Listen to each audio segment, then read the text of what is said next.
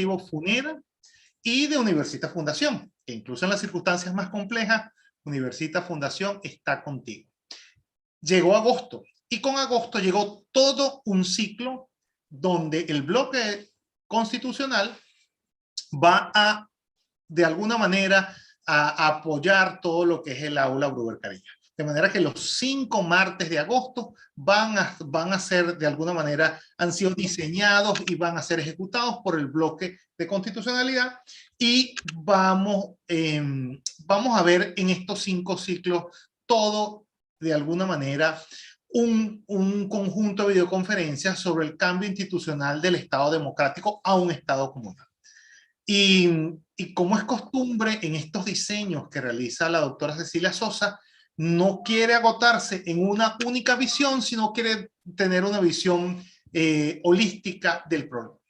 Entonces, para instalar este o para instalar el ciclo y en consecuencia este primer escenario del ciclo de videoconferencias, cambio institucional de un Estado democrático a un Estado comunal, nada más y nada menos que el profesor Román José Duque Corredor, a quien le pedimos que active su audio.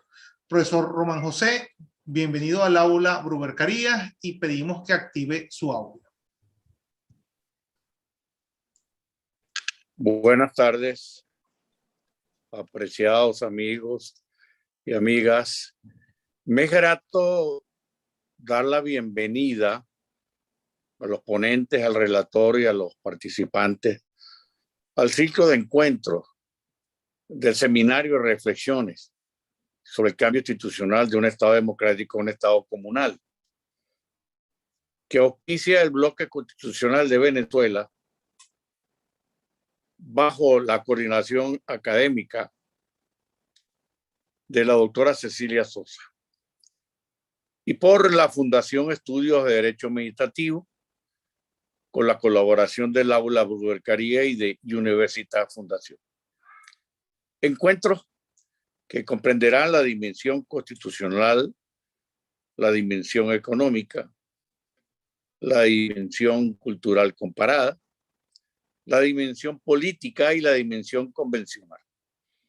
Es decir, reflexiones sobre la sistemática de una estrategia política para controlar el poder, la economía, la cultura y para prescindir de los estándares internacionales del Estado democrático que obligan al gobierno de Venezuela, y ello mediante un fraude constitucional para reformar ilegítimamente la Constitución e instaurar un Estado antidemocrático comunal en contra de la voluntad popular que lo ha rechazado.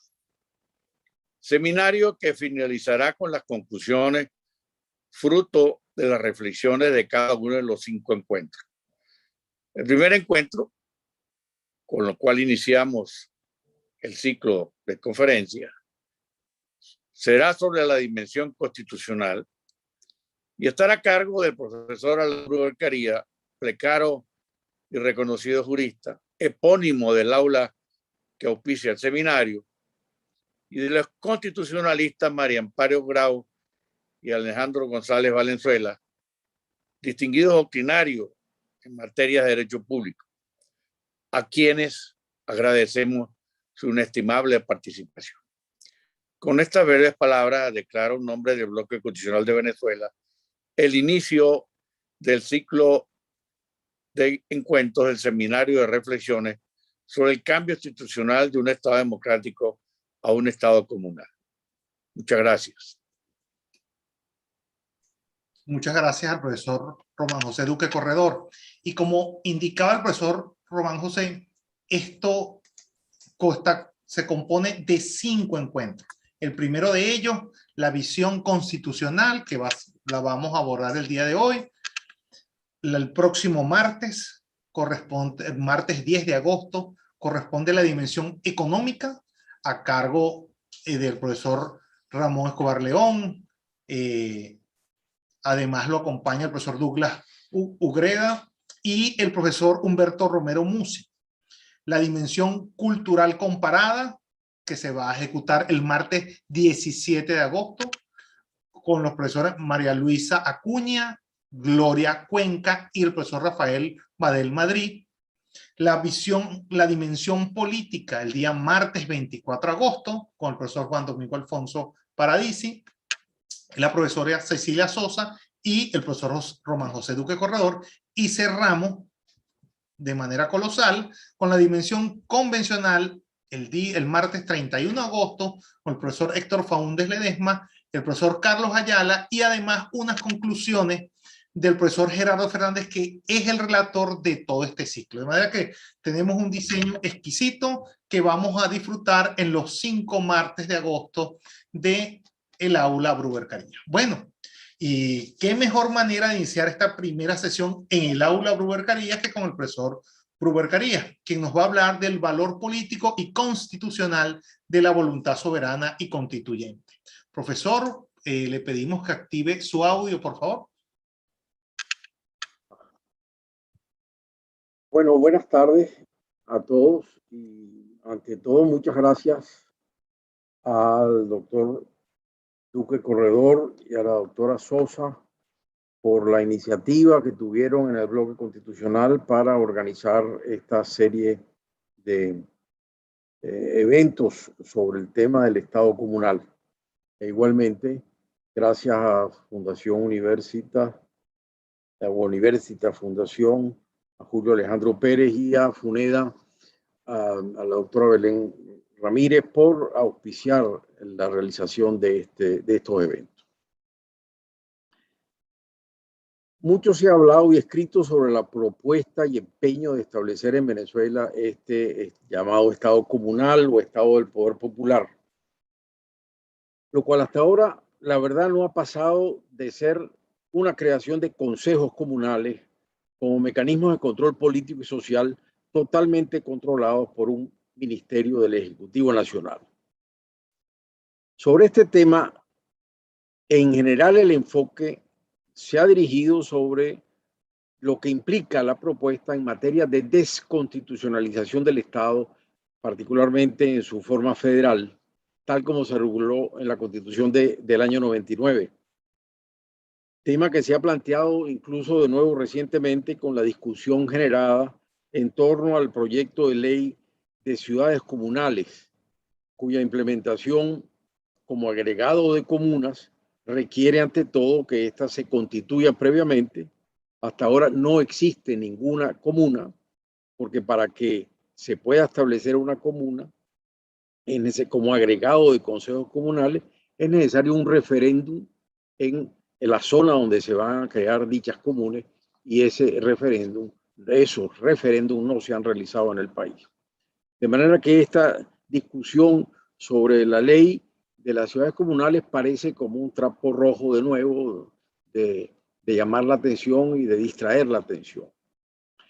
Sin embargo, desde el punto de vista de la dimensión constitucional referida a este tema del Estado comunal, poco desarrollo, la verdad es que se le ha dado a la propuesta desde el punto de vista democrático, es decir, lo que significa la propuesta para la democracia, que es lo que entiendo se persigue con la organización de este ciclo.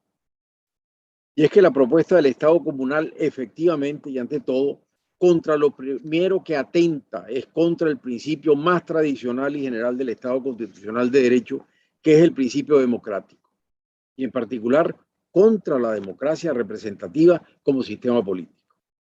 Por ello, en esta ocasión, yo me voy a referir a lo que la propuesta del Estado comunal significa respecto de la democracia, tratando además de dar luces sobre un aspecto también poco tratado, que es la identificación de los responsables de la materialización de la propuesta en textos escritos, como el proyecto de reforma constitucional que presentó Chávez en el año 2007, así como en el texto de las leyes orgánicas del Poder Popular que fueron sancionadas a la carrera en diciembre del año 2010 por una Asamblea Nacional que estaba concluyendo su mandato. El principio democrático está definido en la Constitución del 99 al expresar lo mismo que se estableció desde la Constitución de 1811, que la soberanía reside intransferiblemente en el pueblo, quien la ejerce directamente en la forma prevista en la Constitución y en la ley e indirectamente mediante el sufragio por órganos del poder público. De esta norma resulta que la soberanía popular y la democracia representativa son principios pétreos, consustanciales e indisolubles, lo que implica que conforme al texto constitucional es simplemente imposible pensar que un régimen democrático puede existir el principio de la soberanía popular sin el principio de representatividad. Este último en sí mismo es de la esencia de la democracia y los vicios que la misma pueda tener lo que exigen es perfeccionarla, pero nunca eliminarla. Es decir, la crisis que pueda haber afectado en determinadas circunstancias a la representatividad democrática no puede conducir a su eliminación, sino a su perfeccionamiento. Todo ello para ampliar radio de representatividad y permitir que el pueblo, sus lugares, sus comunidades encuentren representación directa en asambleas representativas. Esa representatividad democrática siempre tiene que tener su origen en elecciones populares. Este es el principio esencial, indirectamente mediante el sufragio, dice la Constitución, destinadas a elegir los titulares de los órganos que ejercen el poder público. Y eso tiene que ser mediante sufragio universal, directo y secreto, como lo dice el artículo 63 de la Constitución. De allí incluso que podamos hablar que la Constitución venezolana, además de establecer a la democracia como régimen político, lo estableció como un derecho ciudadano, derecho constitucional a la democracia. No hay, por tanto, democracia sin representación política establecida mediante el sufragio, lo que no impide que deba perfeccionarse, haciendo más efectiva la participación del ciudadano en los procesos políticos, lográndose ello además con el voto en los procesos de elecciones libres, justas, competitivas y verificables y organizados por un árbitro electoral efectivamente autónomo e independiente, con un proceso de descentralización política a los efectos de acercar el poder al ciudadano, lo que solo puede lograrse mediante la estructuración de entidades políticas y por tanto con órganos electos mediante sufragio para hacer efectiva la participación. Pero lo que no puede admitirse es que se presenta a sustituir la democracia representativa por una supuesta y falaz democracia participativa que ha difundido el discurso autoritario en Venezuela durante estas últimas dos décadas y que comenzó con la propia labor de la Asamblea Nacional Constituyente en 1993 al eliminar el calificativo de representativo del gobierno democrático, como se establecía desde 1830, habiéndolo sustituido por el calificativo de electivo y querer así eliminar el carácter democrático representativo. Todo ello confundiendo en general indebidamente la democracia participativa con elementos de democracia directa, eliminando la descentralización del poder e impidiendo la propia participación política ciudadana. Todo esto ha conducido al falseamiento de la democracia al pretender vender en el discurso autoritario esa supuesta democracia participativa para supuestamente superar los vicios de la democracia representativa, mediante el establecimiento de mecanismos de democracia directa, que lo que persiguen en las propuestas formuladas es eliminar la representatividad y sobre todo estableciéndolos en paralelo a los propios órganos electos del Estado constitucional para hacerle creer al ciudadano que participa cuando lo que se está es sometiéndolo a control del poder central, como ha ocurrido en Venezuela, con todo el entramado del poder popular y del Estado comunal y en particular con los mecanismos de los consejos comunales que se han establecido vinculados y dependientes del poder central. Lo cierto, sin embargo, es que no puede existir en el mundo contemporáneo una democracia que sea solo referendaria, plebiscitaria o de cabildos abiertos permanentes como los consejos comunales, y menos si esos voceros de los consejos comunales no son electos mediante sufragio universal, directo y secreto. En todo caso, como producto del discurso autoritario de querer implantar la supuesta democracia participativa, eliminando la democracia representativa, durante los últimos 20 años hemos sido testigos en Venezuela del desarrollo de ese proceso de implantar el Estado comunal en un mecanismo de colusión entre el poder legislativo, el poder ejecutivo y el juez constitucional. En ese proceso, la primera víctima del juez constitucional fue el principio democrático representativo. Y eso a través de múltiples sentencias dictadas desde el año 2006, entre las cuales en particular interesa destacar la dictada al decidir la impugnación de la reforma de la Ley Orgánica del Poder Municipal, en la cual la Sala simplemente eliminó la exigencia del sufragio para la designación de las autoridades municipales, a lo que siguió la más reciente eliminación del sufragio universal, directo y secreto en la elección de diputados a las representaciones de las comunidades indígenas, como ocurrió inconstitucionalmente en el año 2020. Pero entre todas las violaciones a la democracia representativa, debe mencionarse el esfuerzo que desde el año 2007 comenzó a hacer Hugo Chávez para eliminar el sufragio y la representación en el país, plasmada en su proyecto de reforma constitucional que presentó a la Asamblea Nacional con la propuesta de crear un Estado del poder popular o Estado comunal, con lo que buscaba reformar el artículo 136 de la Constitución para establecer pura y simplemente una democracia, entre comillas, sin representación. Es decir, según lo que fueron sus propias palabras, una democracia que, dijo, no nace del sufragio ni de elección alguna, sino que nace de la condición de los grupos humanos organizados con base en la población. Es decir, la negación directa de la democracia representativa. Hay que recordar que esa propuesta de reforma constitucional buscaba eliminar, por tanto, el sufragio y la democracia representativa y sustituirla por la supuesta democracia participativa.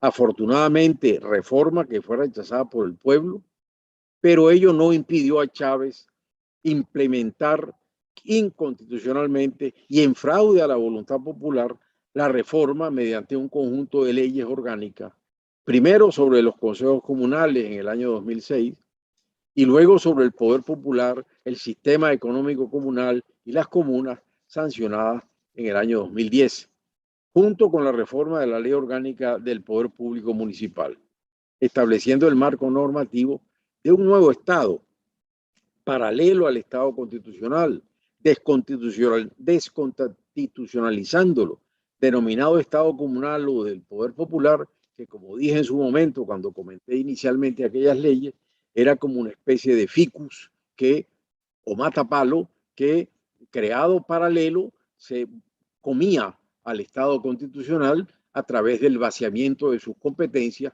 como se ha venido estableciendo sucesivamente, y en ese proyecto de ley de las ciudades comunales se establece expresamente respecto al municipio, porque si se llegan a crear ciudades comunales es para eliminar el municipio y extinguirlo, secarlos.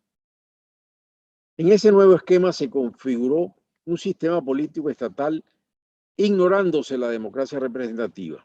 Así se establecen todas las leyes, al preverse voceros de los consejos comunales que no tienen autonomía política, voceros que no son electos por sufragio universal, directo y secreto, sino que son designados a mano alzada en nombre del pueblo por asambleas controladas por el partido oficial o por el ejecutivo. Además, en dichas leyes se les asignó a los voceros de los consejos comunales la función de designar a los miembros de las juntas parroquiales, las cuales en consecuencia fueron degradadas de ser entidades políticas establecidas en la Constitución con miembros electos por sufragio, quedaron degradadas, dejando de ser entidades políticas, reformándose así la Constitución por una ley que prevé la Constitución que solo pueden ser estas juntas parroquiales gobernadas por funcionarios electos por sufragio, pasando a ser simplemente, como dice la ley, órganos consultivos de evaluación y articulación del poder popular y de los del Poder Público Municipal y cuyos miembros, además, los designa, según la ley, los consejos comunales de las parroquias, avalados por una asamblea de ciudadanos. Es decir, se barrió con la democracia en materia local municipal. Todas esas leyes, por ser inconstitucionales, recordemos, fueron impugnadas en el año 11 a través de un excelente escrito de impugnación, del cual hemos publicado, incluyendo, además de las leyes del Poder Popular, la ley de reforma del Poder Público Municipal. Pero ¿qué pasó? Hubo silencio del juez constitucional, silencio cómplice del juez constitucional. Y de todas las impugnaciones, solo una de esas entró a decidir la Sala Constitucional, que fue la impugnación de la reforma de la ley orgánica del Poder Municipal. En una sentencia de mayo del 2017, la Sala dictó decisión, pero simplemente para desconocer el pilar de la democracia en Venezuela, que es la democracia representativa, y admitir la posibilidad de que los miembros de las juntas parroquiales, como dije antes, fueran designados por los consejos comunales en un proceso que ni siquiera es elección de segundo grado, porque no hay elección de primero en la designación a mano alzada de los voceros de los consejos comunales. Y ello se hizo para pretender privilegiar la participación sin sufragio, inclusive dice la sentencia, privilegiar esa participación sin sufragio sobre la participación mediante sufragio, siguiendo la misma retórica participativa vacía que ha utilizado la Sala Constitucional en muchas de sus decisiones anteriores. En todo caso, no es que el derecho a la participación política prevista en la Constitución se limite a la participación mediante el sufragio establecida en el propio texto constitucional, sino que tratándose de pretendidas entidades políticas territoriales como son los consejos municipales, la designación de sus autoridades no puede realizarse en otra forma que no sea mediante elección por sufragio universal, directo y secreto. Por lo que, contrario a lo resuelto por la Sala Constitucional en la sentencia, el artículo 35 de la Ley del Poder Municipal sí está viciado de inconstitucionalidad en lo que respecta a la designación mal llamada elección de los miembros de las juntas parroquiales comunales, lo que efectivamente sí quebrante el derecho al sufragio, porque esas solo pueden elegirse sus integrantes por sufragio universal, directo y secreto, como lo dice la Constitución. Como consecuencia de esto, durante los últimos 20 años, los principios del constitucionalismo, la soberanía popular y la representación democrática consagrados en la Constitución, podemos decir que han sido falseados. El texto fundamental lamentablemente ha dejado de ser una carta rígida, sola emanación de la soberanía popular, habiendo perdido su carácter de texto supremo e inmutable. Y el principio de la representación de la esencia de la democracia, cuyo ejercicio por el pueblo se realiza básicamente en forma indirecta mediante representantes electos por sufragio universal, directo y secreto, independientemente de los mecanismos de ejercicio directo de la democracia que puedan establecerse, es el que se ha querido eliminar con toda esta propuesta de establecer un Estado comunal, pretendiendo sustituirlo por supuestos mecanismos de participación directa, que no son otra cosa que sistemas de control estatal y de control social de la población para impedir realmente que pueda manifestarse la voluntad popular en forma efectiva. Ahora, esta idea de implantar en Venezuela el llamado Estado comunal o el poder popular que motorizó Chávez, la idea de sustituir la democracia representativa por la democracia participativa, se formuló en el año 99 inicialmente y luego se consolidó en el año 2007. Pero esa idea siempre me llamó la atención determinar de dónde había salido. Cómo en Venezuela, que no se había planteado esto nunca, aparecieron estas propuestas en la reforma constitucional del 2007 y luego en las leyes del 2010. Mucha gente pensó, esto es copia del textos cubanos, pero no hay estos textos cubanos en la misma forma. Y la verdad es que mi investigación sobre el tema me ha llevado a la conclusión de que estas ideas fueron introducidas en Venezuela por un grupo de profesores españoles desde el año 1998, entre ellos Roberto Viciano Pastor, Rubén Martínez Dalmao y Francisco Delgado Romero. Y además,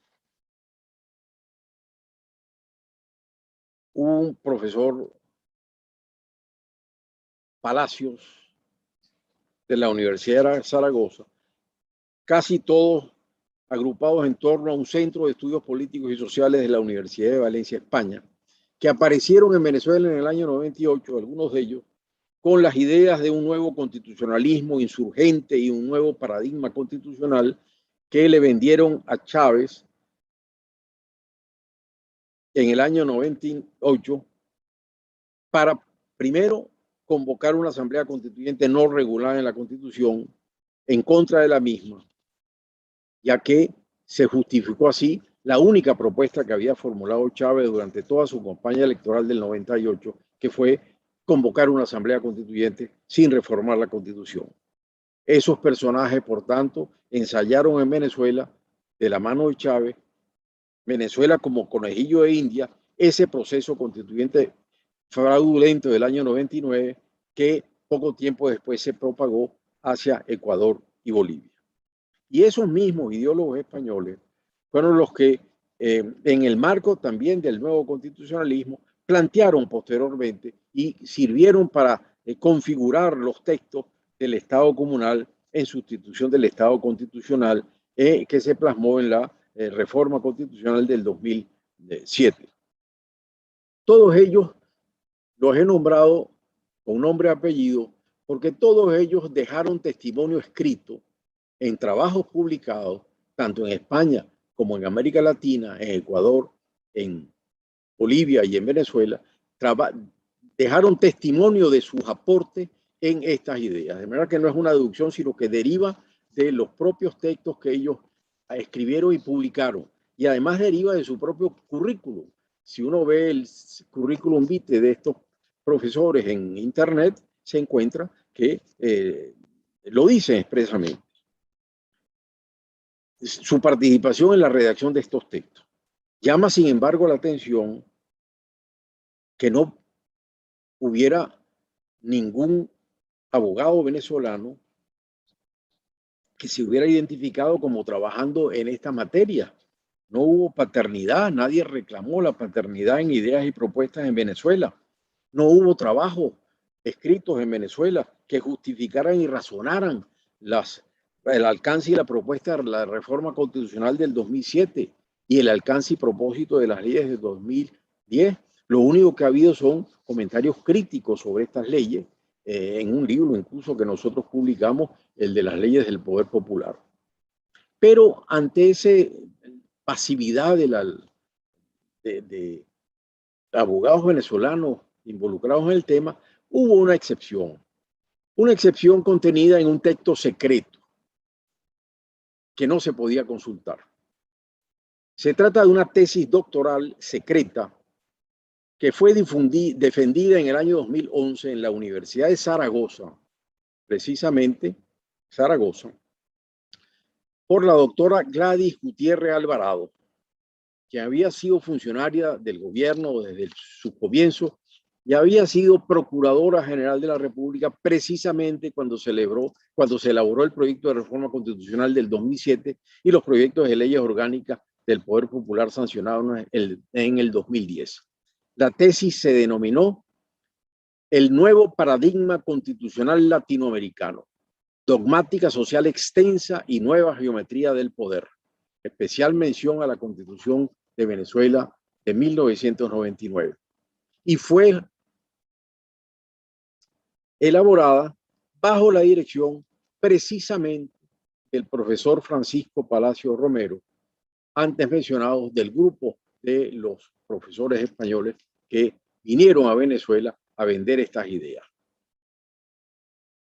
Este profesor Palacio Romero antes de dirigir la tesis de la magistrado Alvarado en el año 2011, había trabajado en Venezuela como contratado por el gobierno de Venezuela, asesorando en el año 2001 y 2008 tanto a la Presidencia de la República como a la Procuraduría General de la República, cuando precisamente la doctoranda, Procuradora General, elaboraba su tesis bajo la dirección de quien había sido su contratado. En el propio currículum del profesor Palacios, que está en internet, aparece su vínculo laboral de contrato con el Estado venezolano.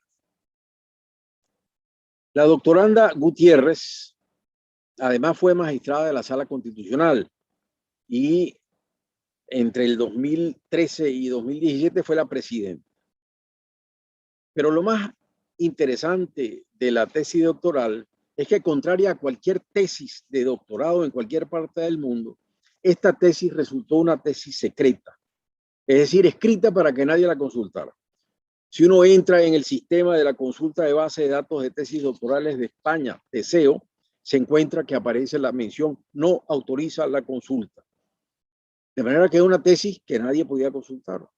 Yo tuve que iniciar un procedimiento administrativo en mi afán investigativo sobre el proyecto del Estado comunal y tuve que intentar una petición de acuerdo a la ley española de transparencia y acceso a la información pública. Es decir, tuve que seguir todo un procedimiento para que al fin me permitieran ver la tesis, verla con lápiz, mi único acompañante, un lápiz y un papel.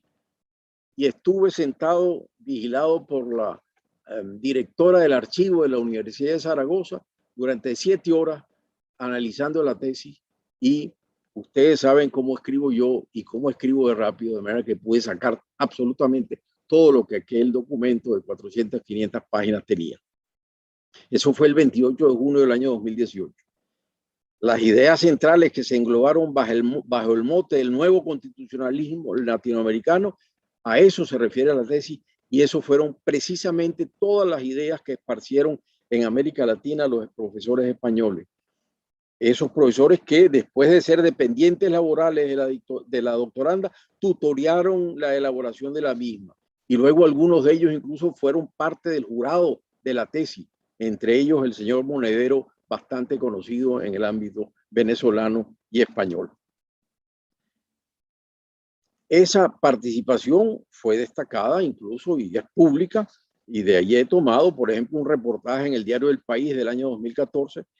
Dice una periodista: una vez vencido el mandato constituyente, los catedráticos de la Universidad de Valencia se convirtieron en asesores de la bancada chavista que aún domina el poder legislativo venezolano. Y en el 2007 aconsejaron a Hugo Chávez cuando intentó llevar adelante su primer intento de reforma constitucional negada en referéndum. He leído parte de un reportaje. Es decir,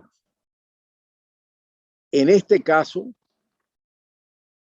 se trata de una tesis secreta preparada bajo la tutoría de uno de los catedráticos españoles que vino a asesorar al presidente y a la propia doctoranda. Y con esto se pretendía transformar radicalmente el Estado democrático y social de derecho, eliminarlo, establecer un Estado comunal, desapareciendo el sufragio y la democracia representativa, como estaba todo establecido en ese proyecto de reforma constitucional. A ese proyecto precisamente y a las leyes orgánicas del poder popular, la tesis dedica muchas páginas. Y en definitiva, mi conclusión es que de esas páginas de la tesis, lo que se confirma es que todas estas ideas vinieron de ese grupo de profesores españoles que redactaron sus propios trabajos, que están publicados y de los cuales uno puede deducir que lo hicieron, y eso se confirma además con esta tesis secreta, insólitamente secreta, que forma parte de los archivos de la Universidad de Zaragoza y que confirma cómo los profesores españoles, de la mano de Hugo Chávez y de la mano de funcionarios como la Procuradora General del momento, querían implantar en Venezuela un Estado comunal, eliminando pura y simplemente la democracia representativa en el país, tratando de sustituirla por la supuesta democracia participativa. Muchas gracias de nuevo por la atención. Creo que me pasé unos minutos, pero no podía dejar de mencionar el resultado de mi investigación documental en los archivos de la Universidad de Zaragoza.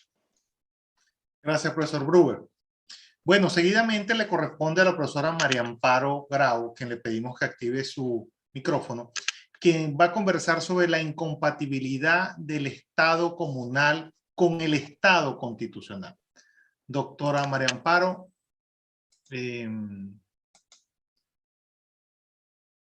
pedimos que active su... ok, perfecto.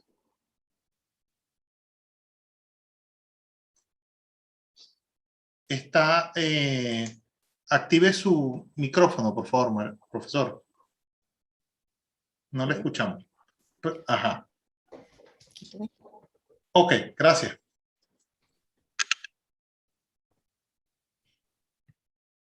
Ok, bueno, buenas tardes a todos. En primer lugar, agradecer a la doctora Cecilia Sosa por su invitación a participar en este evento, al bloque constitucional que lo organiza, al profesor Román Duque Corredor, que es un placer tenerlo entre nosotros, y también pues a FUNEDA, a la doctora Belén Ramírez Landaeta, a Universitas Fundación y a la cátedra virtual Alan Bruber Carías, quien me ha precedido en el uso de la palabra y hace todo un reto el sucederlo en esta exposición.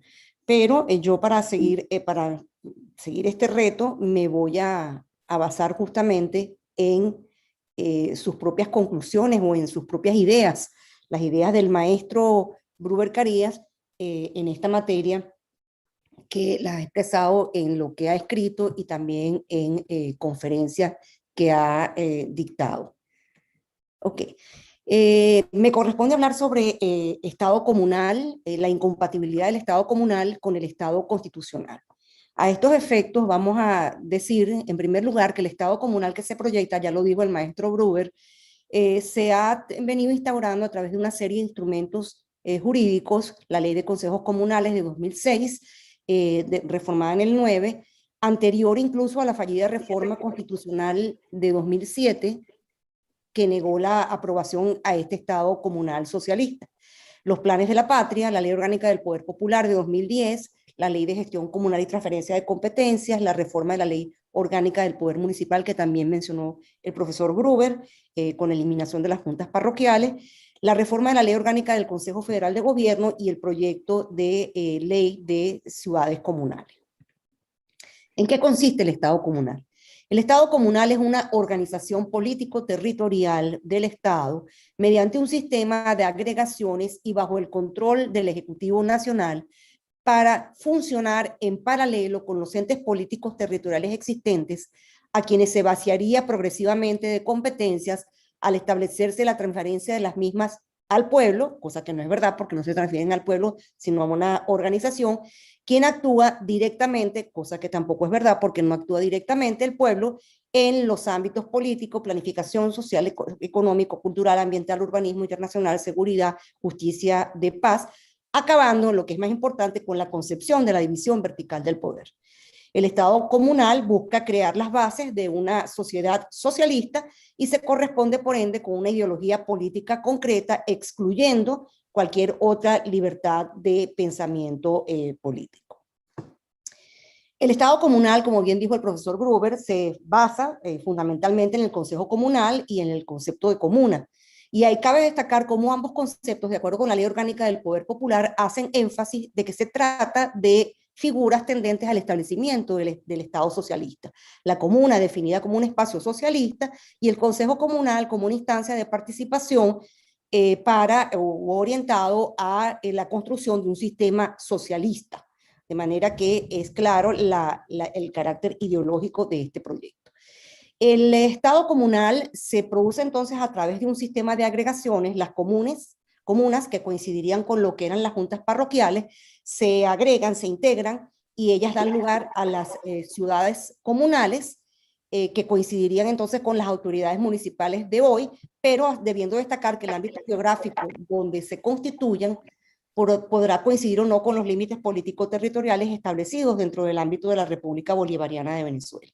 En tercer lugar, las federaciones comunales que se crean por agregación de las ciudades comunales, lo cual federaciones que coincidirían con los estados, aunque no necesariamente con sus actuales territorios, y las confederaciones, en cuarto lugar, que se crean por agregación de las federaciones y que podrían coincidir con las actuales regiones. El sistema de gobierno de las ciudades comunales es un sistema altamente burocrático, de allí que no es cierto que sea el pueblo el que directamente participa pues, en la gestión de los asuntos que se asignan o que se asignarían a estas autoridades comunales. Cuenta con un parlamento, lo cual también es importante destacarlo porque no se trata de una gestión administrativa simplemente de competencias administrativas de prestaciones de servicios, sino que hay un parlamento que va a dictar normas y que va a establecer regulaciones para los sujetos que se relacionen pues, con estas autoridades. El Consejo de Gobierno, integrado, difuminado luego a través de una cantidad innumerable de comités de gestión, el Consejo de Planificación, Economía y Contraloría. Todos estos órganos están integrados por voceros, supuestamente electos por votación popular, pero como dijo el profesor Gruber, no son electos de manera democrática, porque no es una elección universal, secreta, como manda la Constitución. También es importante destacar, y el profesor Gruber dijo, insurge este Estado comunal, ¿no? El poder comunal como insurgencia. Las organizaciones y expresiones organizativas del poder popular tienen como fines, según la Ley Orgánica del Poder Popular, consolidar la democracia participativa y protagónica, pero dice en función de la insurgencia del poder popular como hecho histórico para la construcción de la sociedad socialista. Es decir, que hay un reconocimiento en la ley de que se trata de una insurgencia, es reconocer que se trata de un levantamiento contra la autoridad, un levantamiento contra el ordenamiento jurídico establecido. Y además, también lo dijo el profesor Gruber, se trata de instancias y organizaciones que están sujetas, supeditadas, sometidas al poder ejecutivo, porque esas instancias y organizaciones del poder popular adquieren personalidad jurídica mediante el registro ante el Ministerio del Poder Popular con competencia en la materia de participación ciudadana.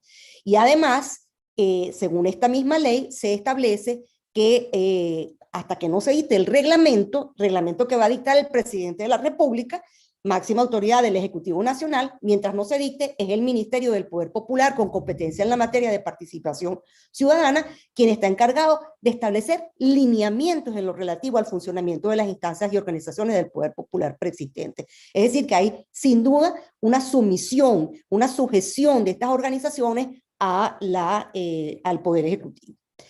De otra parte, un principio que es muy importante y llama también la atención porque es igualmente la sujeción de este poder comunal la pérdida o lo que el poder comunal implica como pérdida a los órganos del poder público establecido, cuando se establece el principio de gobernar obedeciendo tanto las disposiciones de la Ley Orgánica del Poder Popular como el proyecto de ley de ciudades comunales, en donde se dice que los órganos e instancias del poder público guiarán sus actuaciones con el principio de gobernar obedeciendo a estas instancias populares. Y en la ley de ciudades comunales, cuando se habla del gobierno obediencial en relación al mandato de los ciudadanos. La obediencia es característica de la centralización, la obediencia es característica de la concentración del poder. Y la obediencia, también debemos decirlo, es sin duda derivación de una mentalidad militar. No atiende a razones técnico-jurídicas de lo que sea mejor desde el punto de vista de la ciencia de la organización para el cumplimiento de los fines y no es propia del mundo civil. Esto por lo que refiere al Estado comunal. El Estado constitucional, por su parte, se define como aquel que encuadra en un sistema normativo fundamental. El Estado constitucional en Venezuela es el que se enmarca en el sistema normativo de la Constitución vigente y las leyes y demás normas que con apego a ella se dicten. Los precedentes constitucionales de este Estado constitucional van desde la creación de la República, cuando Venezuela se constituyó como un Estado federal por decisión de 7 provincias y con una forma de gobierno republicana. Constituciones posteriores, hasta 1961, se desenvolvieron con una lucha constante entre el pensamiento unitario y el pensamiento federal, la centralización y la descentralización, el poder nacional y el poder de los estados. Pero esto del tema del poder común es una cosa nunca vista en Venezuela, como dijo el profesor Gruber. El municipio como entidad territorial autónoma independiente del poder político de los estados se incorpora en la Constitución de 1893. La Constitución del 61, que es el precedente más inmediato, contemplaba un Estado federal descentralizado en los términos de esta Constitución y un gobierno republicano con apego a los principios de división del poder, democracia y respeto de los derechos humanos. Estos son los requisitos del Estado constitucional. La organización del poder en una norma fundacional, el respeto a la forma de Estado y la forma de gobierno escogida, la limitación al poder, lo cual se hace a través de los principios de legalidad, división de poderes y responsabilidad del Estado, la elección de autoridades en procesos libres, universales y secretos, y el respeto de los derechos humanos en los diferentes ámbitos políticos, sociales, económicos, ambientales, tales como libertad, igualdad, pluralismo ideológico, derecho a elegir y ser electo, entre otros. Y este Estado constitucional es lo que se dio Venezuela también en la Constitución del 99. Venezuela como Estado republicano, federal, descentralizado, de derecho y de justicia, a través del Pacto de los Estados, institución político-territorial que hoy también se busca desaparecer a través del Estado comunal. Esta opción por constituir a Venezuela como un Estado federal descentralizado de derecho y de justicia se deriva de muchos artículos de la Constitución. Los principales, el artículo 2, cuando habla de que se constituye un Estado democrático, el artículo 6, cuando habla de que la República y las entidades políticas que lo componen serán siempre democráticas, el artículo 5, cuando habla de la soberanía reside en el pueblo, quien la ejerce directamente, como dijo el profesor Gruber, pero indirectamente. Cuando lo hace indirectamente es mediante el sufragio por los órganos que ejercen el poder público. Y el artículo 7 de la Constitución, que establece la supremacía constitucional y el fundamento del ordenamiento jurídico, y al cual están sujetos todas las personas, incluidas los órganos del poder público. La forma federal descentralizada implica entonces en la Constitución del 99, como ya en la del 61 y en constituciones precedentes, la división vertical del poder, que es como el profesor Gruber hace un acercamiento a la enseñanza de esta materia. Esa organización federal descentralizada está consagrada y la división vertical de poder también en numerosos artículos de la Constitución. El 4, Estado federal descentralizado. El 16, la organización política de la República la divide en territorios, el de los estados, distrito capital, dependencias y territorios federales, y se organiza en municipios. El artículo 136, el poder público se distribuye entre el poder municipal, estatal y nacional. El 159, los estados son entidades autónomas. El 164, numeral 2, la competencia del Estado es exclusiva, es competencia del Estado exclusiva la organización de sus municipios y demás entidades locales. El artículo 168, los municipios es la unidad política primaria y gozan de autonomía. Y el artículo 173, que establece que el municipio podrá crear parroquias para desconcentrar y otras entidades locales. Además, la Constitución del 99 tiene una cláusula de descentralización, como también lo tenía la Constitución del 61. Esta cláusula de descentralización se mueve en 3 ámbitos. Primero, del poder nacional hacia estados y municipios. La Asamblea Nacional puede atribuir a los municipios o estados determinadas competencias de de la competencia nacional, a los fines de promover la descentralización. Solo las materias de la competencia nacional son las que puede disponer la Asamblea Nacional, porque en el ámbito de estados y municipios ellos son autónomos y la disposición de sus competencias les corresponden a ellos. Esto se hizo bajo la Constitución del 61 con la Ley Orgánica de Descentralización, que después, bajo la Constitución del 99, se reformó para centralizarlas de nuevo. En segundo lugar, la descentralización como política nacional debe profundizar la democracia acercando el poder a la población. Eso ya lo dijo el profesor Gruber, acercando el poder a la población a través del uso de las instituciones democráticas que establece la Constitución. Esto no significa que puedan vaciarse de competencias a los órganos del poder público territorial. No significa que acercar el poder a la población signifique fusionar a la población con el poder. Acercarse a la candela no significa quemarse. Entonces, acercar el poder a la población no tiene el significado de la instauración de un poder comunal como se pretende. Y en tercer lugar, la cláusula de descentralización sirve para la descentralización de estados y municipios a las comunidades y grupos organizados. Es verdad que hay una norma que lo prevé, que es el artículo 184, cuando dice: la ley creará mecanismos abiertos y flexibles para que estados y municipios descentralicen y transfieran a las comunidades y grupos vecinales organizados los servicios que estos gestionen, demostración de su capacidad. Se transfieren los servicios, no las competencias, que es cosa distinta. La titularidad de la competencia se mantiene en el municipio. Y además, esta transferencia de los servicios se establece mediante convenios cuyo contenido, es decir, que se supone una voluntad de hacer la transferencia, y el contenido de esos convenios estarán orientados por los principios de independencia, coordinación, cooperación y corresponsabilidad, no por un deber de obediencia como establecen las normas del poder popular. El otro aspecto también importante en la descentralización es la consagración del Consejo Federal de Gobierno en el artículo 185.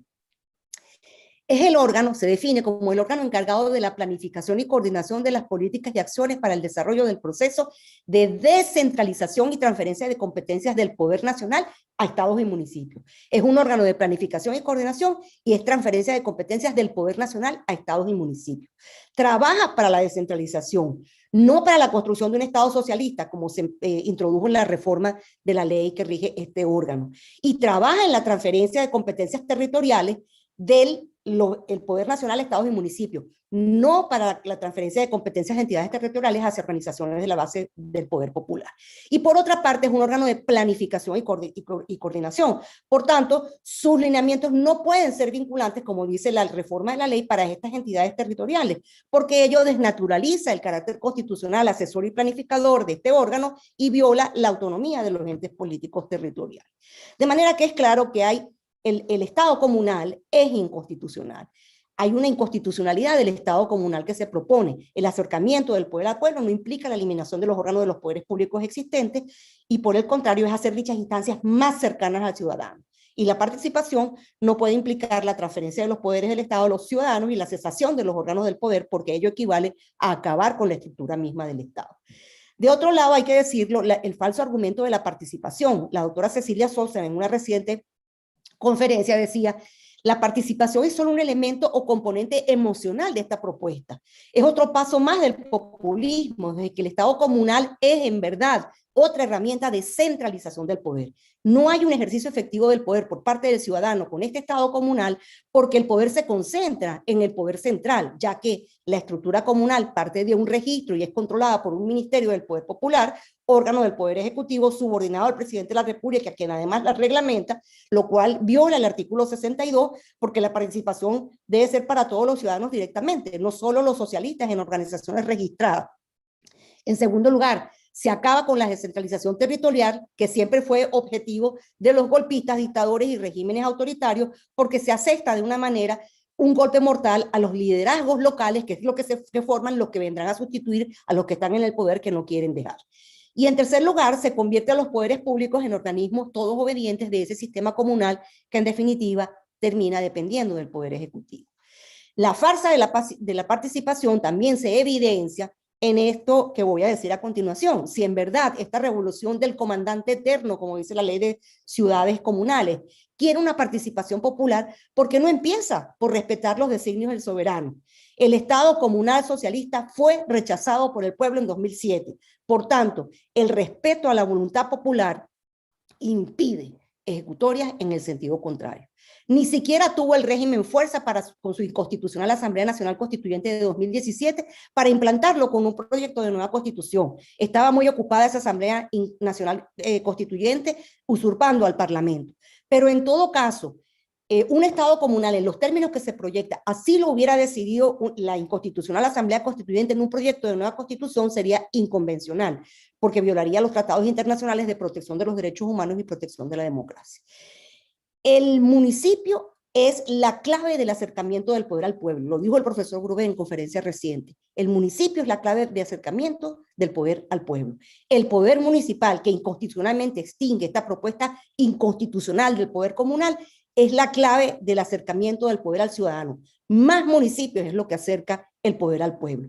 La descentralización del poder es lo que precisamente se garantiza con los niveles políticos territoriales, con autoridades electas por todos los habitantes y no por quienes comparten una ideología específica. La autonomía de estas autoridades locales respecto del poder nacional, que no es lo que garantiza este Estado comunal y no que lo que establece es una sujeción, es lo que en verdad promueve y garantiza una gestión pública local de acercamiento al ciudadano. La conclusión, y como dije, inspirada en las palabras del maestro de maestros Alan Bruber Carías, voy a decir que el Estado comunal no es un Estado constitucional, insurge, como lo reconoce, contra el Estado constitucional porque, uno, es contrario a la organización escogida por la Constitución. Dos, viola los derechos al discriminar respecto de quienes no compartan la ideología política del gobierno. Tres, viola la cláusula democrática del Estado de Derecho al limitar la participación y basarse en una estructura distinta al sufragio universal. Y cuatro, viola el principio de la separación de los poderes. En Venezuela hay un Estado constitucional y ese Estado constitucional tiene que respetarse, y sobre la base de ese Estado constitucional hay que mejorar la participación, que es a través de las estructuras político-territoriales existentes y con apego a la Constitución para continuar siendo un Estado constitucional. Muchísimas gracias. Me pasé 2 minutos, creo, pero muchas gracias. Gracias, profesora María Amparo Grau. Y para cerrar esta primera parte, la parte de las exposiciones, vamos a cerrar con el tema de cómo queda la organización municipal con la llamada ciudad comunal. Esto lo va a referir el profesor Alejandro González Valenzuela, abogado de la Universidad Santa María, con especialidad tanto en Derecho Administrativo de la Universidad Central, Derecho Constitucional de la Universidad Católica y Derecho Procesal Constitucional de la Universidad Monte Ávila, así como una maestría en la Universidad Católica Andrés Bello. Entonces le pedimos al doctor Alejandro González que active su audio para poder iniciar su intervención. Muchas gracias. Antes que nada, quisiera agradecer a FUNEDA, a Universitas, también al bloque constitucional, en especial a mis estimados doctores Sosa y Duque, por la invitación a esta actividad, en la que tengo además el honor de compartir espacio con dos apreciados profesores, la doctora Grau y el doctor Bruber. Me corresponde conversar con ustedes sobre el tema del impacto de la Ley de Ciudades Comunales en el poder público municipal, tema que voy a desarrollar proponiendo algunas respuestas a 3 preguntas concretas. La primera de ellas, ¿cuál es el contexto político e institucional en el que se pretende consolidar el Estado comunal con la Ley de Ciudades Comunales? La segunda, ¿cómo afecta la Ley de Ciudades Comunales al ámbito competencial municipal establecido en la Constitución? La tercera, ¿cuál es la implicación fundamental de la instauración de un régimen dual en la unidad política primaria de la organización nacional? En relación a la primera pregunta, debo comenzar señalando que para poder entender la verdadera finalidad que subyace en la Ley de Ciudades Comunales, resulta obligante hacer referencia a los antecedentes, al contexto político e institucional y al momento histórico en que ésta se impulsa. Al efecto, comenzaré recordando que al presentar el proyecto de reforma constitucional ante la Asamblea Nacional en el año 2007, el entonces presidente de la República, citando a Gramsci y su concepción de crisis orgánica, afirmaba, cito, que termine de nacer el nuevo Estado y que termine de morir el viejo Estado. Si no cambiamos la estructura, se volverá sobre nosotros y nos demolerá. O cambiamos la estructura o se detiene el proceso revolucionario. Fin de la cita. Luego, en octubre del 2012, el victorioso candidato presidencial oficialista anuncia el inicio de un nuevo ciclo, en cuyo marco, el 20 de octubre, se llevó a cabo el primer Consejo de Ministros en el que el reelecto presidente, junto con recordar a sus ministros que le había entregado el libro rojo de las comunas de Mao, llama a fortalecer el poder comunal expresando, cito, ahora la autocrítica. Firmé un decreto creando algo así como un ente superior de las comunas. ¿Dónde está? No ha funcionado. Nicolás, te encomiendo esto como te encomendaría mi vida, las comunas. Después de haber conquistado el gobierno y tener bajo control buena parte del Estado, la tarea fundamental de la revolución consiste en la abolición del Estado burgués y la construcción de un Estado revolucionario. La autocrítica, independencia o nada, comuna o nada, o qué es lo que hacemos aquí. Fin de la cita. El pasado 23 de enero, el señor Maduro anunciaba la ley del Parlamento Comunal y también la ley de las ciudades comunales para fundar y articular 200 ciudades comunales. Al mirar retrospectivamente las vicisitudes políticas de las últimas 2 décadas, observamos entonces que la refundación de la República para establecer una sociedad democrática en un Estado social de derecho nunca fue un propósito sincero para la llamada revolución. La actual constitución se gestó en un contexto político muy sui generis, en el que si bien hubo sectores proclives a un cambio constitucional cuyos telos se correspondieran con los principios del constitucionalismo democrático, esto es una constitución normativa, hubo otro sector, el revolucionario, que hizo del proyecto constituyente una maniobra meramente táctica para, primero, crear una norma constitucional y provisional y aparente, que Sartori llamaría constitución fachada, y en segundo lugar, colonizar el poder público a efectos de impulsar el Estado comunal socialista. En lo tocante al cambio estructural del poder público municipal, la revolución ya en el año 2002 corría el velo con la ley de los consejos locales de planificación pública, que regulaba a estas entidades integradas por representaciones de la sociedad civil encargadas de la formulación, ejecución y control de las políticas públicas dentro del municipio. La participación de la sociedad civil se canalizaría a través de los llamados consejos parroquiales y los consejos comunales. Ya la figura del consejo comunal estaba prevista en el año 2002. En el año 2005, la reforma a la ley orgánica del poder público municipal reconoce a ambas entidades y elimina la figura de las asociaciones de vecinos. En el año 2006, la revolución muta a socialista y se deslinda de los objetivos programáticos y del proyecto político de la Constitución. Para este año, los consejos parroquiales y los consejos comunales ya se habían instalado como organizaciones sociales dentro del municipio. En este contexto, se hace aprobar la ley de los consejos comunales que consolida el rol protagónico de estos en el espacio municipal. Es en este contexto, en el transcurso del 2007, el presidente Chávez presenta ante la Asamblea Nacional dos instrumentos de idéntica esencia. El primero, una legítima propuesta de reforma constitucional, a la que ya se refirieron los profesores Ruber y Grau, que va a postular una nueva geometría del poder, en la que la unidad política primaria de la organización territorial va a estar integrada por las comunas. En segundo lugar, las líneas generales del Plan de Desarrollo Económico y Social de la Nación 2007-2013, también conocido como el Plan Simón Bolívar o primer Plan Socialista de la Nación, que va a tener como una de sus líneas la nueva geopolítica nacional que postula un nuevo modelo de reordenación del territorio. En diciembre del año 2009, la ley de los consejos comunales pasa a ser ley orgánica y su objetivo ya va a ser la construcción de una sociedad socialista de acuerdo a lo dispuesto en su artículo segundo. En febrero del año 2010 se promulga la ley orgánica del Consejo Federal de Gobierno que establece los lineamientos para la transferencia de competencias hacia organizaciones del poder popular según lo dispuesto en el artículo 2. En el mismo año, al no haber alcanzado la revolución mayoría calificada en la elección parlamentaria, tal como lo advirtió el profesor Ruber, los diputados salientes aprueban un paquete de leyes para edificar el Estado comunal. Entre estas, la Ley Orgánica del Poder Popular, la Ley Orgánica de las Comunas y otras tantas leyes orgánicas en materia de economía comunal, contraloría, planificación. Asimismo, se promueve la reforma a una serie de instrumentos como la Ley Orgánica del Poder Público Municipal, la reforma a la Ley de los Consejos Estadales de Planificación y Coordinación de Políticas Públicas, la Ley de Reforma Parcial a la Ley de Consejos Locales de Planificación y Coordinación.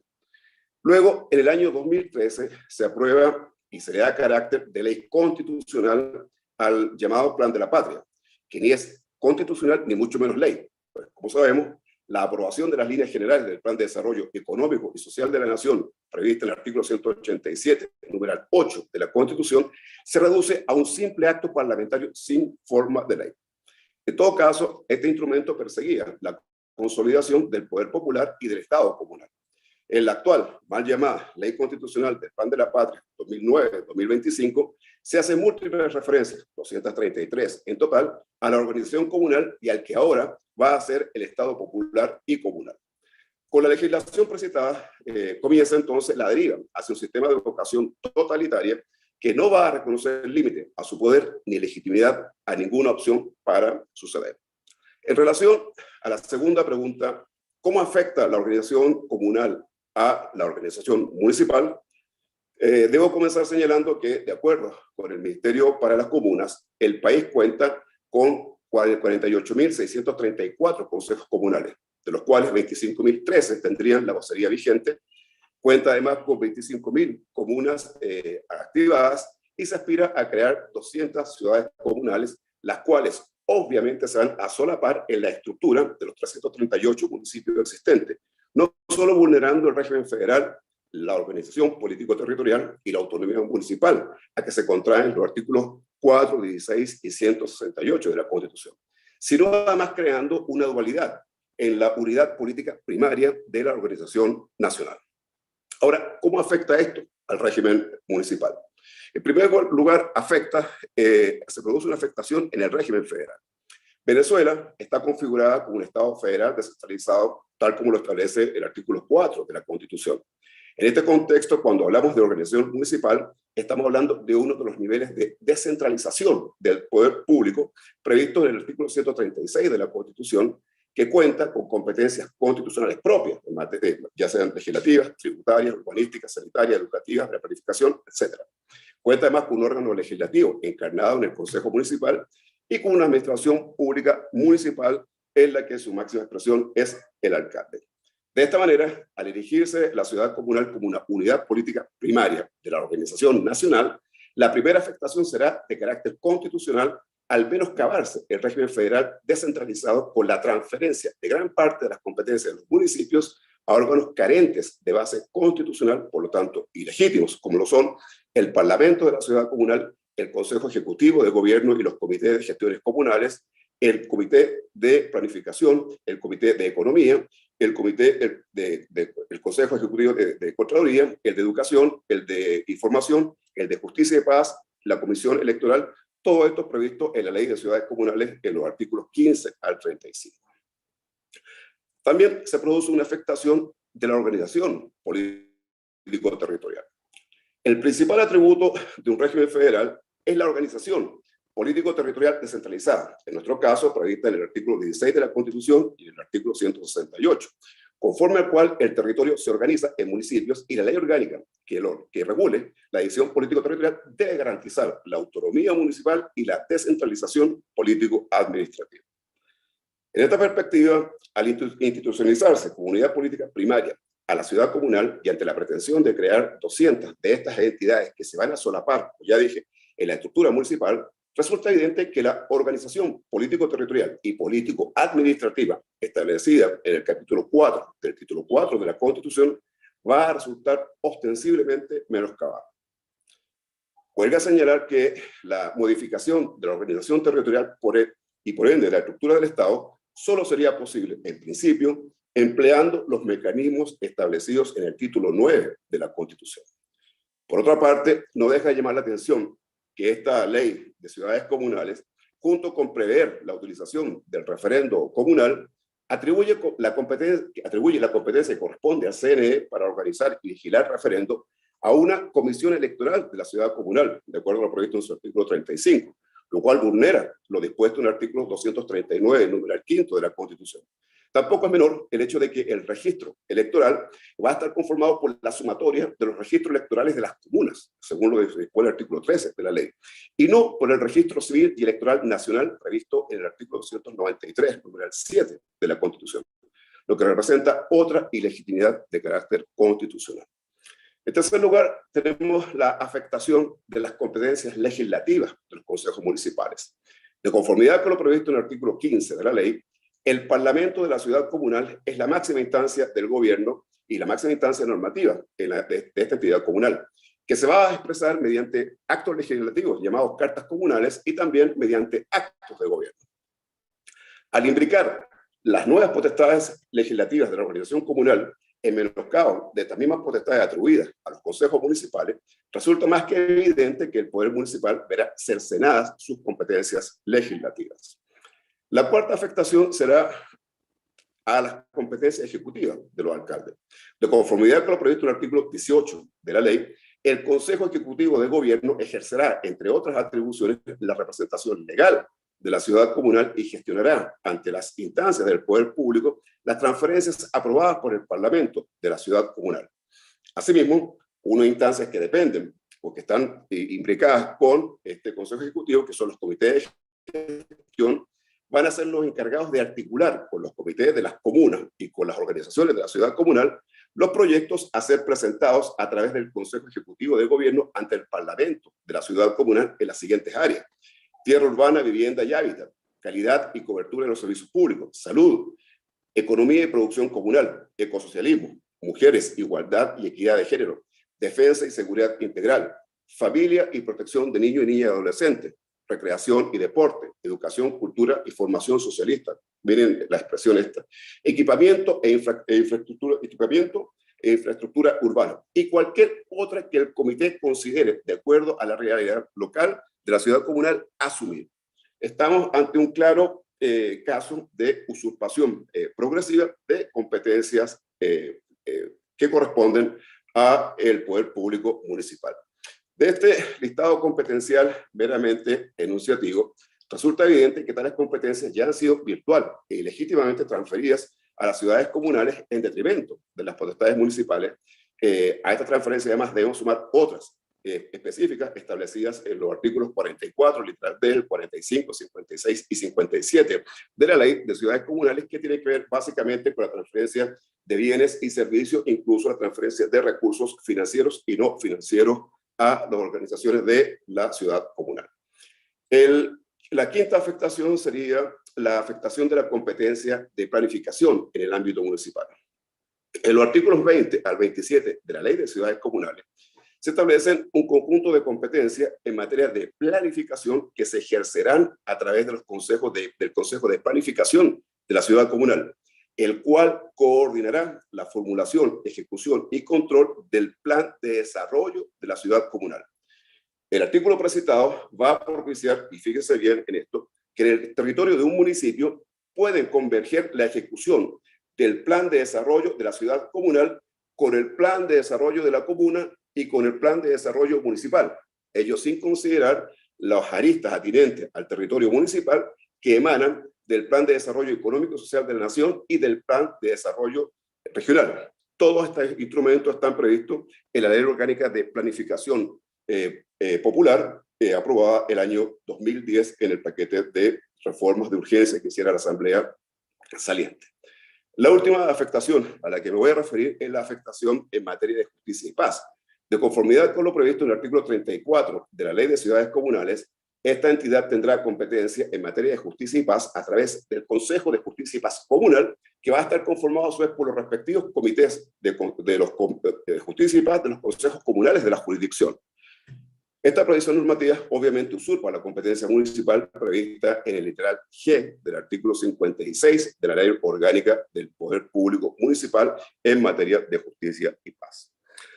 En relación a la tercera pregunta, ¿cuáles son las implicaciones fundamentales de la instauración de un régimen dual en la unidad política primaria de la organización nacional?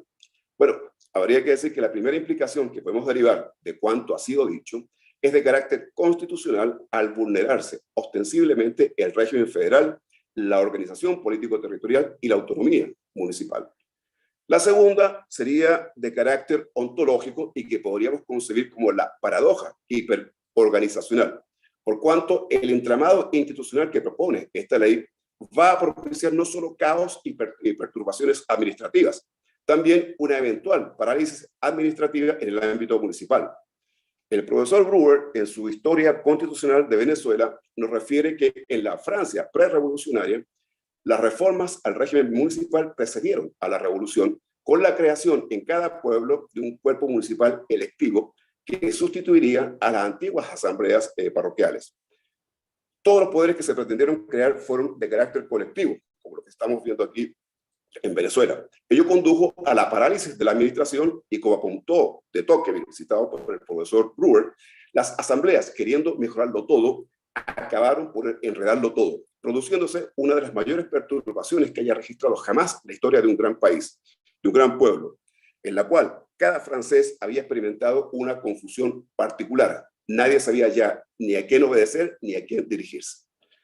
La tercera implicación es de carácter político, pues la pretensión de consolidar el Estado comunal se apalanca en una sola dimensión de la democracia participativa y protagónica, a la que se ha referido el profesor Brewer, a través de un tinglado organizacional comunal o democracia directa por el pueblo, en detrimento de la democracia normativa o integral, al desestimar la dimensión que tiene además una dimensión constitucional, que es la democracia para el pueblo, la de la institución del Estado de Derecho, a la que se han referido con detalle autores como Robert Dahl y Peter Mer en una obra denominada Gobernando al Vacío. En síntesis, lo más peligroso de la Ley de Ciudades Comunales no es que esta sea el eslabón final en el constitucional proceso de instauración de un Estado comunal, sino lo más peligroso es su excesiva carga ideológica, su espíritu hiperorganizacional y su clara y evidente desprolijidad. Muchas gracias.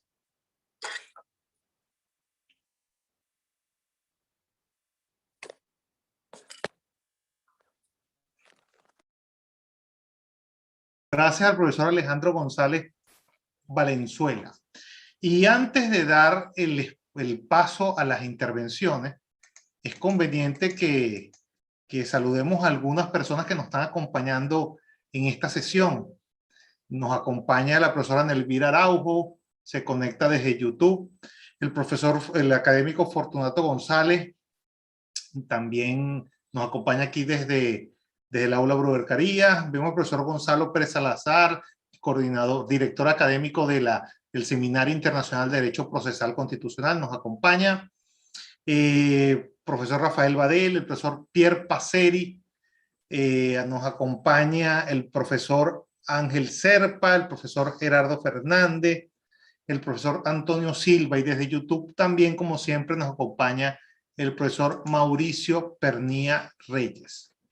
Ya hay algunas preguntas. Recuerden que si quieren hacer las preguntas desde el canal YouTube, deben previamente seguir el canal para que se les active la posibilidad de la sección comentarios. Tenemos una primera pregunta y es dirigida al profesor Bruber Carías. La realiza Robert. Le pedimos al profesor Bruber que active su micrófono. Robert indica lo siguiente. Buenas tardes, saludos, profesor Alan. Felicitaciones por esta iniciativa. Mi pregunta, ¿por qué?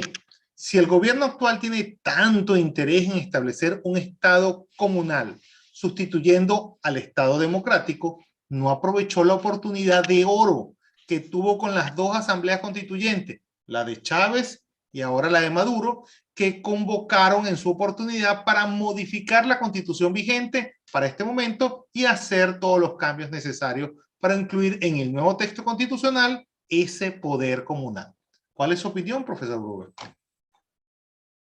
Bueno, no es opinión, es una pregunta. No tengo la menor idea. Es decir, ¿por qué en el año 2000 no estaba madura la idea de qué significaba el nuevo constitucionalismo en cuanto a implementar la llamada democracia participativa? Se quedó en el enunciado, pero no tenían en absoluto ningún esquema ni ningún documento que permitiera pensar que en la constituyente del año 99 se fuera a plantear algo de este tipo.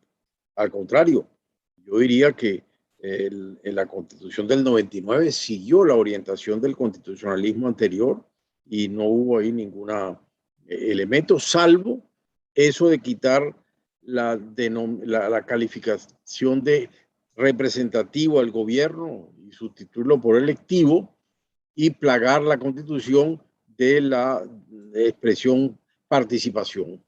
No hay constitución que tenga tantas referencias a la participación. Pero aquellas dos participaciones que se establecen directamente en la constitución, como la consulta popular de las leyes y como la consulta y como la participación directa de los sectores de la sociedad para la elección de los altos funcionarios del Estado, esas dos participaciones que están directamente establecidas en la Constitución han sido violadas desde el primer día, inclusive antes de que la Constitución se publicara. Entonces, el tema se madura realmente con los aportes de estos grupos de académicos españoles en la propuesta de Chávez del año 2007. Y allí se formularon críticas a la propuesta y, en definitiva, salió rechazada por el pueblo. Luego vino la experiencia del año 2017, la Asamblea Constituyente, que en su convocatoria, cuando uno lee el decreto de convocatoria, parece estructurado para que la reforma o la creación del nuevo Estado y el nuevo ordenamiento jurídico que se preveía para la Asamblea Constituyente del 2017 era para crear el Estado comunal. Eso se anuncia entre líneas y en líneas en el decreto de Maduro. Sin embargo, la Asamblea Constituyente, decía la doctora Grau, estuvo más ocupada en ver cómo hacía para neutralizar y castrar a la Asamblea Nacional que para el propósito para el cual fue establecida.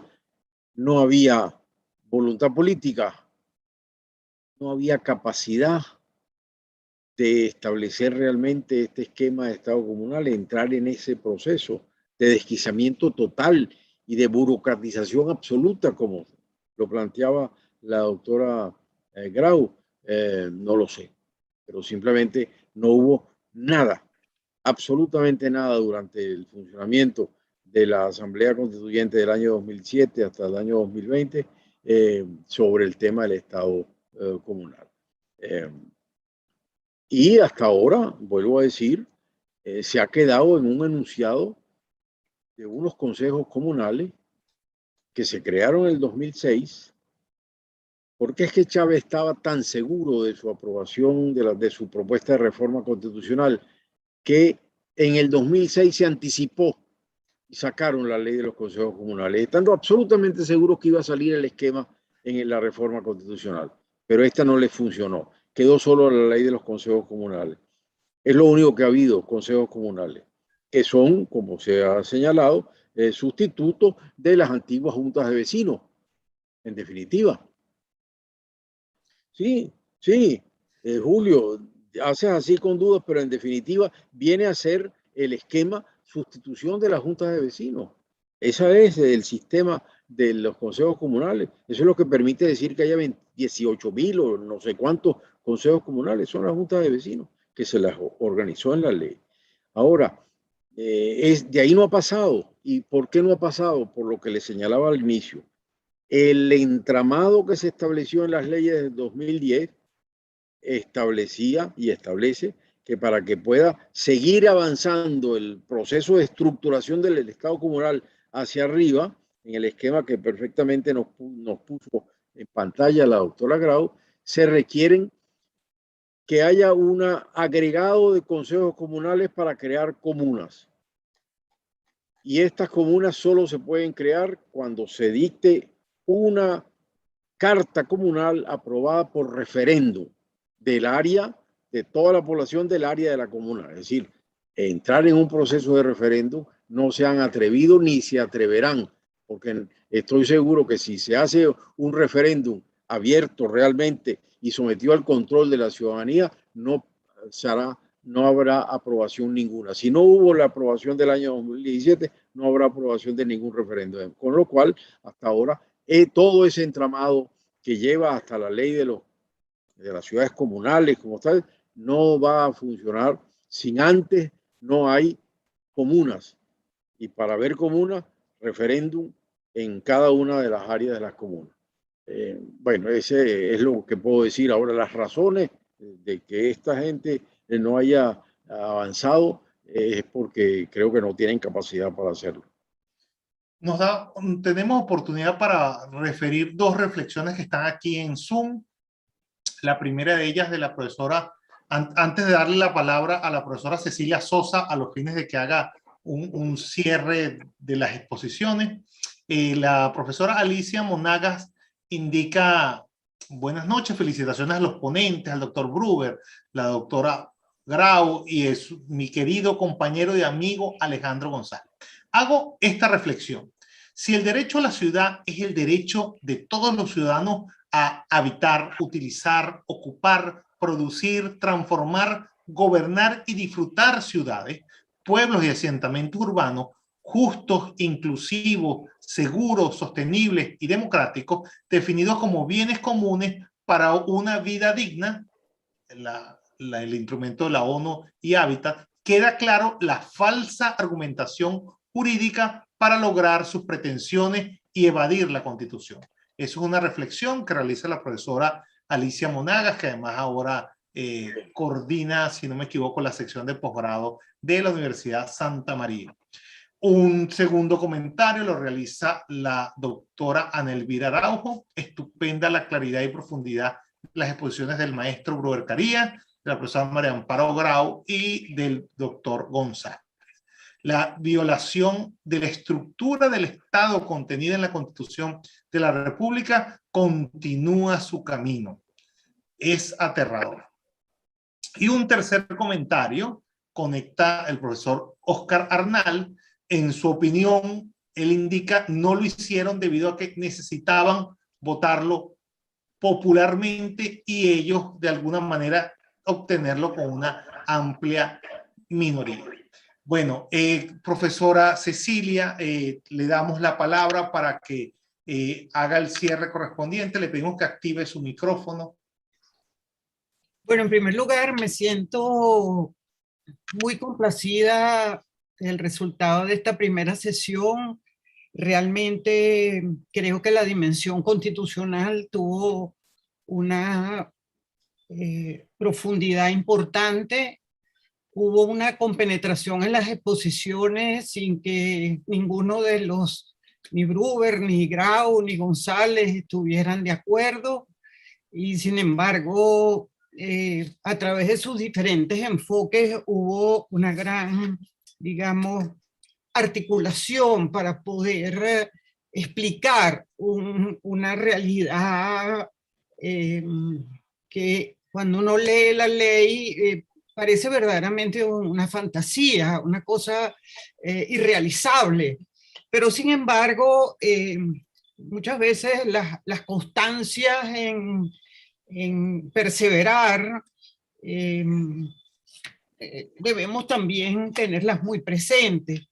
Y en parte estos encuentros han estado motivados también porque no estamos atendiendo a la función ideológica que está realizando la Asamblea Nacional, esta electa el 6 de diciembre. Por otra parte, de verdad, creo que nos quedaron una serie de tips importantes y grabados, ¿no?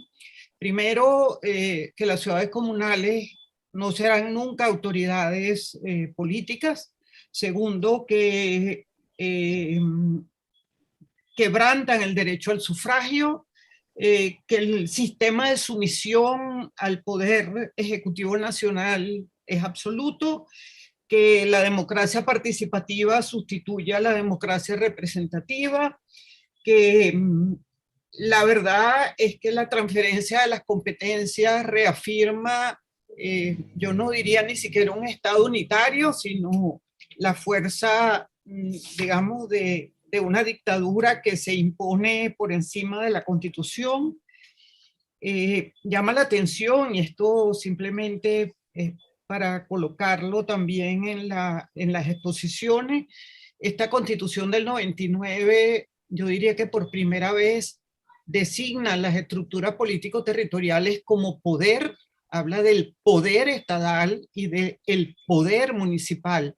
Siempre habíamos estado acostumbrados a que dijera estados y municipios, y creo que eso es un giro que también debe tomarse como muy en cuenta. Creo que también está muy consolidado el criterio del contraste al hecho de que somos un Estado constitucional en la Constitución, pero en la práctica somos realmente un Estado socialista con una carcasa o protección hacia la comunidad, y por eso siempre he pensado que este tema es un tema que cae en una emoción. Si tú vas a dirigir todo, tú eres el poder, tú vas a hacer todo lo que quieras dentro de tu comunidad, tú propio lo vas a manejar. Yo creo que hemos sido, en nuestros análisis, siempre decimos que ha afectado el municipio, queda afectado. Yo creo que si nosotros pasamos al tema del poder popular y particularmente a la ciudad comunal, yo creo que hay una sustitución verdaderamente de los municipios.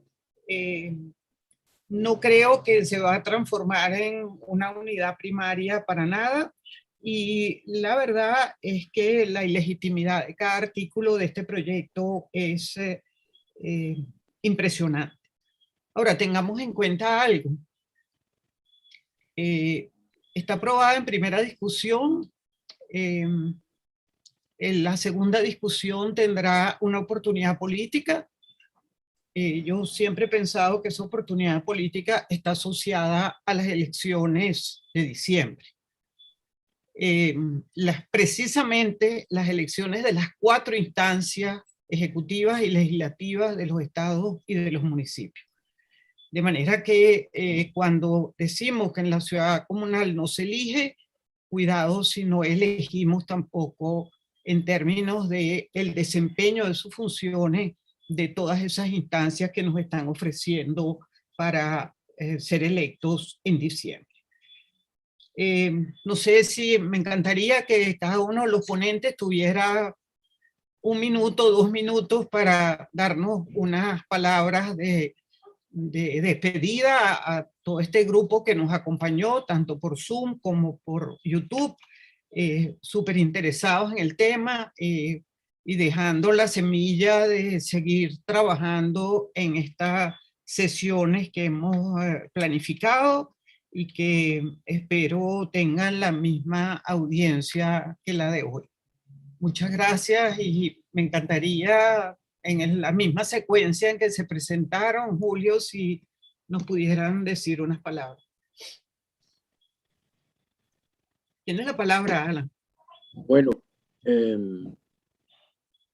coincido con la doctora Sosa, que si bien no nos pusimos de acuerdo ni hablamos previamente, quienes intervenimos esta tarde, parecería que lo hubiéramos hecho, porque evidentemente el planteamiento general que se nos formuló de la dimensión constitucional de este tema del Estado comunal permitió que cada uno en el área de su especialidad pues hiciera el enfoque que juzgó y resultó bien cuadrado.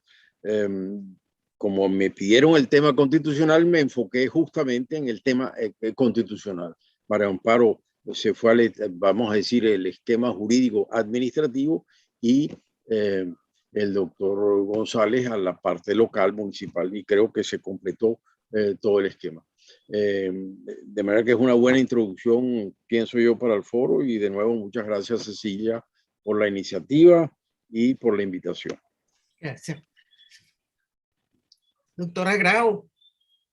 Bueno, yo como me inspiré en el doctor Gruber y en Cecilia también, con la referencia al tema emocional de la participación, voy a concluir también inspirada en palabras del doctor Gruber, que en una conferencia en días pasados decía que la constituyente del 99 lo que hizo fue concretar un populismo constitucional.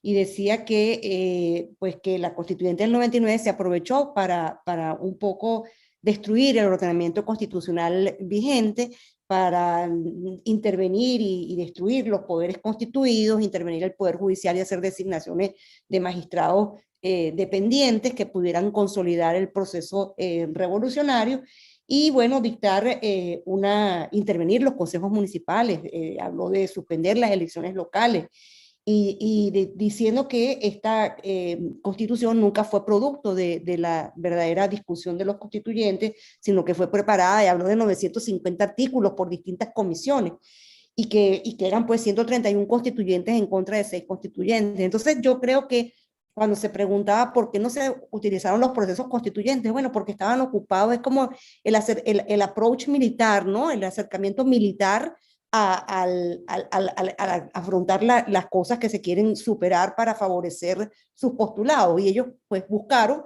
en ese momento pues simplemente dar al traste con el ordenamiento jurídico constituido. Y la constituyente de 2017, perdón, como lo dijo el profesor Gruber, pues estaba muy ocupada, y lo dije yo también, para usurpar las funciones de una Asamblea Nacional de Oposición y para quitar funcionarios incómodos de los poderes constituidos, hacer designaciones que no le correspondían. Entonces son como batallas que van dando en función de lograr los objetivos específicos inmediatos, Y bueno, y entre otras cosas, yo digo que cuando Chávez dicta esa ley en el 2006, sin esperar la Constitución, no solo profesor Gruber es producto de su confianza, sino también de su ignorancia, porque yo siempre recordaré la entrevista de Chávez que hablaba del triángulo de Kelsen y se moría de la risa, ¿no? Él hablando del triángulo de Kelsen, cuando lo corregían, él le decía, no, no es el triángulo, es la pirámide. Decía, es lo mismo, triángulo, pirámide, es lo mismo. Entonces yo creo que él nunca entendió que el triángulo no es que la pirámide no es un triángulo porque se trata de una ordenación estructurada, jerarquizada de las normas jurídicas a la cabeza de la cual está la Constitución. Y yo con esto pues cerraría mi conclusión felicitándolos por la organización de este evento que en efecto sirve para desvelar las verdaderas intenciones de estos proyectos que sobre la base de una falsa participación lo que buscan es consolidar la dominación y la concentración del poder y mantenerse en él de manera eterna. Muchas gracias. Alejandro. Ok. Bueno, yo me quedaría como una conclusión, es que es importante que no perdamos de vista de que tenemos enfrente un proyecto de poder que ha sido sistemático, que ha venido de manera gradual, implementándose, pero ha habido sistematicidad en la idea de consolidar un proyecto político que es manifiestamente antidemocrático. Y yo creo que eso es básico, porque a veces nosotros tendemos a hacer consideraciones estrictamente jurídicas o estrictamente políticas, y hay que tomar, digamos, esto desde todas las aristas posibles, ¿no? Entonces, además, este proyecto político viene a exacerbar una muy mala práctica que hemos tenido en Venezuela, ya desde incluso del proceso democrático que se inicia en el año 58, que es que la idea de la democracia se apalanca desde una sola perspectiva, ¿no? La idea de la democracia popular, la idea, si lo veamos del lado de la democracia representativa, la de las elecciones y la de representación política. Si la vemos por el lado de la democracia directa, la de la democracia participativa y protagónica. Pero siempre se deja de lado y se desecha la idea de la democracia constitucional a la que hace referencia Peter Mayer, que es la democracia de los check and balances, la democracia del Estado de Derecho.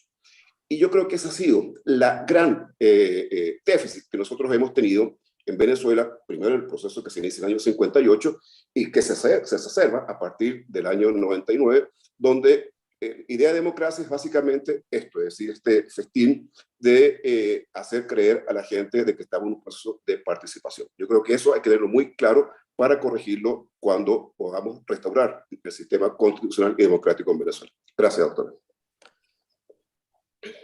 Julio. Bueno, creo que esto nos quedaron muchas ganas de seguir disfrutando de este ciclo. Recuerden, este es la primera, apenas estamos revisando una de las aristas, la arista constitucional. Queda por delante la dimensión económica, la dimensión cultural, la dimensión política y la dimensión convencional, con el objeto de analizar de una visión holística el planteamiento, cambio institucional de un Estado democrático a un Estado comunal, este ciclo interesante que nos regala el bloque constitucional de Venezuela. Bueno, y así llegamos a le ponemos punto final a esta primera entrega. Y recuerden, el Aula Bruber Carías es un esfuerzo conjunto de la Fundación de Estudio de Derecho Administrativo FUNEDA y Universitas Fundación, que incluso en las circunstancias más complejas, Universitas Fundación está contigo. Hasta luego, profesores. Hasta luego, doctora Cecilia. Gracias. Hasta luego. Hasta la próxima martes.